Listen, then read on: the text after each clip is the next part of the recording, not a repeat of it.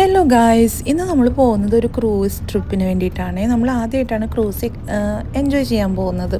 So നമ്മൾ കുറച്ച് ദിവസം മുന്നേ തന്നെ ഈ ട്രിപ്പ് ബുക്ക് ചെയ്തിട്ടുണ്ടായിരുന്നു കേട്ടോ. രാവിലെ 7:15 ആയപ്പോഴാണ് ഇവിടുന്ന് സിറ്റിയിൽ നിന്ന് ഈ ബസ് സ്റ്റാർട്ട് ചെയ്യുന്നത്.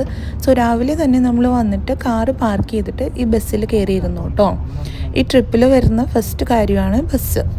സോ 7:15 എന്ന് പറയുമ്പോൾ ഇവിടെ ഭയങ്കര ഇരുട്ടാണ്. സ്വീഡനിൽ പൊതുവെ വിൻ്റർ ടൈമിൽ സൺറൈസ് ഭയങ്കര ലേറ്റ് ആയിട്ടാണ് കേട്ടോ.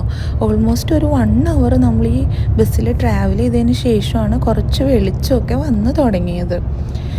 യൂറോപ്പിൽ ഇപ്പോൾ മൊത്തത്തിൽ സ്റ്റോമും കാര്യങ്ങളൊക്കെ ആയതുകൊണ്ട് തന്നെ ഇവിടെയും അതിൻ്റെ സ്നോയും കാര്യങ്ങളൊക്കെ ഉണ്ട് കേട്ടോ. പുറത്തേക്ക് നോക്കിയാൽ അറിയാം, ഫുള്ള് സ്നോ കവേർഡായിട്ട് കിടക്കുവാണ്. ലാസ്റ്റ് 2 days ആയിട്ട് അത്യാവശ്യം നല്ല സ്നോഫോൾ ഉണ്ടായിരുന്നു. പക്ഷെ കാണാനൊക്കെ നല്ല ഭംഗിയാണെങ്കിലും വെതർ നോക്കുമ്പോൾ -12 ആയിരുന്നു കേട്ടോ. വിൻഡോക്കിടെ കാണാൻ അത്യാവശ്യം നല്ല ഭംഗിയുണ്ടായിരുന്നു. സിറ്റിയിൽ നിന്നൊക്കെ മാറി ഒരു വ്യൂ കാണുമ്പോൾ കുറച്ചുകൂടി രസമായിരിക്കും കേട്ടോ.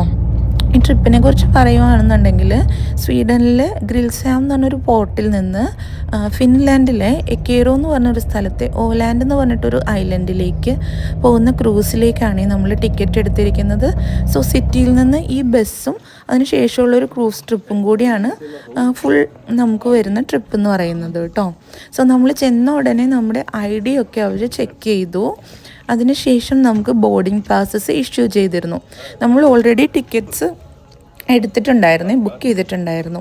സോ നമുക്ക് ബോർഡിംഗ് പാസ് വന്നിട്ട് ആദ്യത്തെ 3 ബോർഡിംഗ് പാസ് നമുക്ക് അങ്ങോട്ട് പോകാനും പിന്നെ ഒരു 3 എണ്ണം റിട്ടേണും തന്നു. അതുകൂടാതെ നമുക്കൊരു വൗച്ചറും തന്നു കേട്ടോ.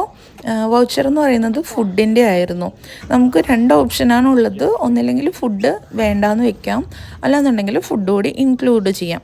സോ നമ്മൾ ഫുഡ് കൂടി ഇൻക്ലൂഡഡ് ആയിട്ടുള്ളൊരു പാക്കേജാണ് എടുത്തിട്ടുണ്ടായിരുന്നത്.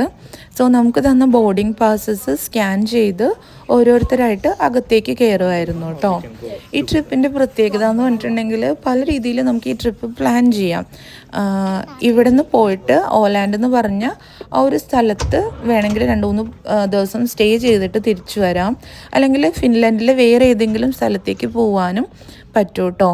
നമ്മളിവിടെ ക്രിസ്മസ് ഒക്കെ ആയതുകൊണ്ട് ഒരു ക്രിസ്മസ് ഡെക്കറേഷനും കാര്യങ്ങളൊക്കെ ആയിരുന്നു ഫസ്റ്റ് എൻട്രിയിൽ തന്നെ അവർ വെച്ചിട്ടുണ്ടായിരുന്നത്. അതിനുശേഷം നമ്മുടെ കൂടെ 2 ഫ്രണ്ട്സും കൂടി ഉണ്ടായിരുന്നേ. ഇവിടെ ഞാൻ പല ടൈപ്പ് ഓഫ് പാസഞ്ചേഴ്സിനെ കണ്ടിരുന്നു കേട്ടോ. നമ്മൾ ഈ ഒരു ക്രൂസ് എൻജോയ് ചെയ്യാൻ വേണ്ടിയിട്ടാണ് വന്നിരുന്നതെങ്കിൽ കുറച്ചധികം പേര് ഓൾറെഡി അവരുടെ പെട്ടിയും ബാഗൊക്കെ ആയിട്ടാണ് വന്നത്. അപ്പോൾ അവർ സംസാരിച്ചപ്പോൾ എനിക്ക് മനസ്സിലായത് അവർ ഓലാൻഡ് എന്ന് പറഞ്ഞ ഐലൻഡിൽ അവരുടെ ഹോളിഡേ എൻജോയ് ചെയ്യാൻ വേണ്ടിയിട്ട് പോകുന്നതാണ്.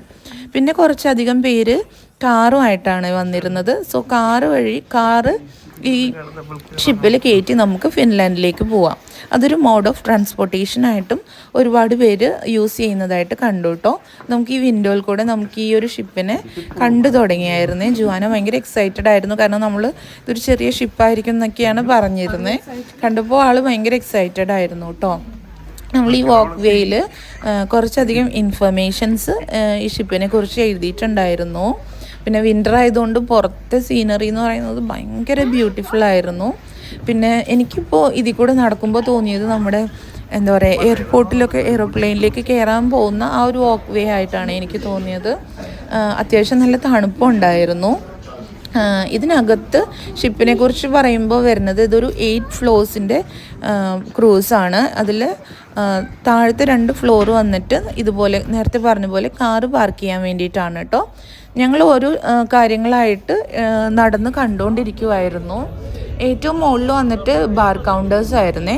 അവിടെ ഇരുന്ന് ഈ ഒരു വ്യൂ കാണാനും പിന്നെ ഒരു അങ്കിൾ ഇരുന്ന് പാട്ട് പാടുന്നുണ്ടായിരുന്നു ഗൈസ്. ആ പാട്ടൊക്കെ കേട്ട് ഇരിക്കാനും നല്ല രസമായിരുന്നു കേട്ടോ.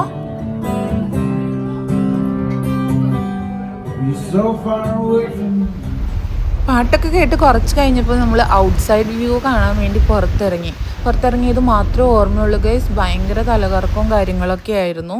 പിന്നെ കുറച്ച് കഴിഞ്ഞപ്പോഴേക്കും നമ്മൾ ഓലാൻഡിൽ എത്തിയിട്ടോ. ഓലാൻഡിൽ 15 minutes സ്റ്റേ ഉണ്ടായിരുന്നുള്ളൂ. ജസ്റ്റ് ഒന്ന് ഇറങ്ങി കണ്ടതിന് ശേഷം ഞങ്ങൾ തിരിച്ചു വന്നിട്ട് ഫുഡ് കഴിക്കാനിരുന്നേ. നമ്മൾ ചോറും ചിക്കൻ കറിയാണ് ഓർഡർ ചെയ്തത്. നല്ല ഫുഡായിരുന്നു.